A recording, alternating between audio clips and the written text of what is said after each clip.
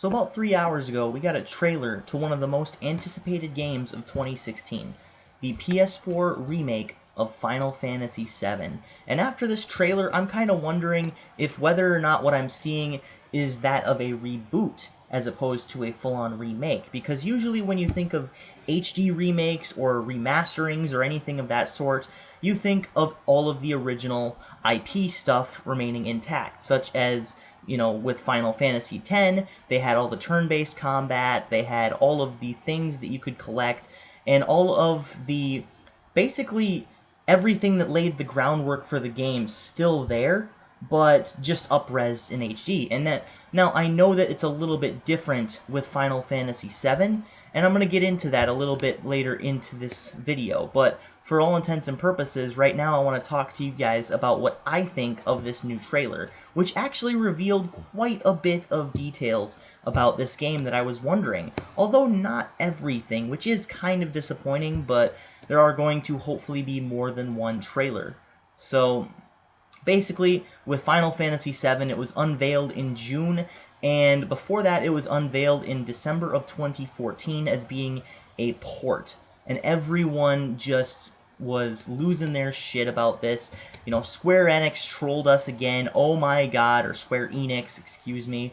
They trolled us again, what, they're assholes, I don't like them, we don't like them. It was just a collective boo at Square Enix for what they did. Passing off Final Fantasy VII on the PS4, making it and building it up to be a remake, and then boom, it's just a port of the PS or the PC version with up-res graphics. It was basically the only PS1 classic that you could find on the PlayStation Store for PS4. Now, this ultimately did not come into fruition, and it's my belief that this was put as a test to see how people would react. And basically, yeah, it was Square Enix throwing in a little bit of trolling into the mix, but it all benefited and came to fruition last June, when the final trailer, or the final preview of the game that we saw thus far until today was revealed. Final Fantasy VII would be getting a remake in 2016 on the PlayStation 4. This is something that we have been clamoring for since 2006 when they released a tech demo of Final Fantasy VII, and it blew everyone's mind. Just everything from the stunning visuals to the idea of playing Final Fantasy VII, such an epically, critically acclaimed game, on the big screen, on next-gen consoles, was just mind-blowing, especially to the nth degree back then. I mean, now, of course, we're getting remakes up the ass, and it doesn't really matter as much anymore, but honestly, this is one of the few games that most people probably would raise their hand and say, I don't mind a remake, I'll pay $60 for this, I'll pay $70 or $80 for this, just shut up and take my money, basically. And although I do prefer Final Fantasy X over Final Fantasy VII, which I have not finished yet, so I will let you know when I finish that, Final Fantasy VII, I do love Final Fantasy VII. I do love me some Final Fantasy VII for the engaging battle system, the deep character development, and just how the characters interact with each other, and how all the different scenarios play out with the secret characters as opposed to the characters that are canonically actually supposed to be there.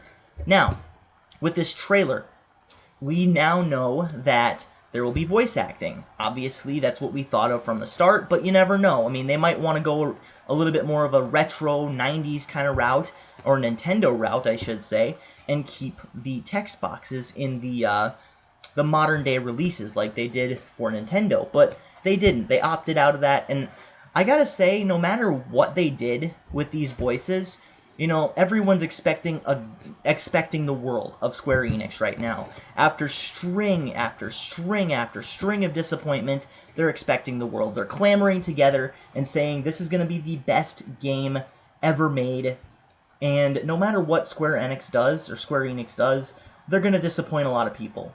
That is my honest-to-God opinion. It's maybe an unpopular one, but they're putting this game on a golden pedestal. And as far as the voice acting goes, I particularly didn't really like it that much, but I will buy the game, I will play it, even though it's auto battle and, real-time action RPG style battling versus the turn-based combat in Final Fantasy VII that we all came to love with the limit breaks and everything, but it'll just be really interesting to see how they do it and how they incorporate all of the elements from past battle systems into this one. It'll be really interesting.